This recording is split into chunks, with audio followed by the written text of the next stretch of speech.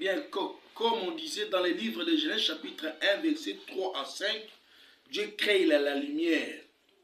Il a créé la lumière du premier jour. Et c'est cette lumière, Dieu les a appelés jour, le ténèbre nuit. Et maintenant, chose grave, dans l'ordre chronologique de Dieu, la journée commence le soir. On dit hier soir, hier matin, c'est puis le premier jour. Et chez les humains, la journée commence le matin pour terminer le soir. Maintenant, Dieu appelle la lumière jour, le ténèbre nuit. Maintenant, le soir, c'était l'appellation de quoi? Parce que le soir, ce n'est pas la nuit. Le soir aussi, ce n'est pas la journée. Point d'interrogation. Maintenant, notre question est celle-ci.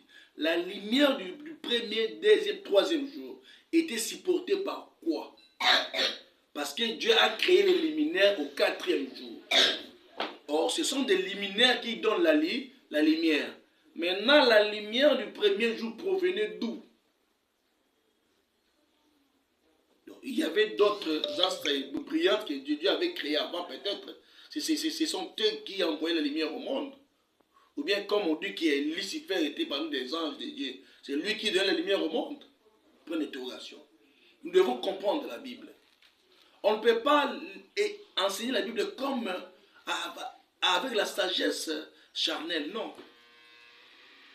Et la Bible n'est pas une science comme les gens sont en train d'apprendre, d'étudier, faire la théologie. Il faut comprendre Dieu. La Bible dit que Dieu est esprit. Il faut que c'est l'adore en esprit et en vérité. On doit comprendre en esprit, c'est quoi les ténèbres, c'est quoi la lumière, c'est quoi les jours, c'est quoi les soirs. Parce que la nuit, c'est l'appellation du ténèbre par rapport à Dieu. Le jour, c'est l'appellation de la lumière. Mais là, le soir, c'est l'appellation de quoi? Nous devons comprendre. Donc c'est ça notre objectif, de comprendre. Toute écriture est inspirée de Dieu. La Bible n'est pas charnelle.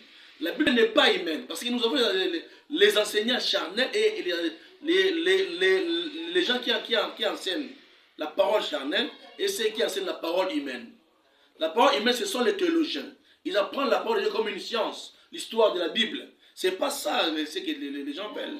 Nous devons connaître la vérité. On dit que la parole de Dieu est esprit. Il faut qu'on l'adore en esprit, en vérité. Donc, nous allons continuer prochainement. Rendez-vous, c'est le 19 août et le 22 août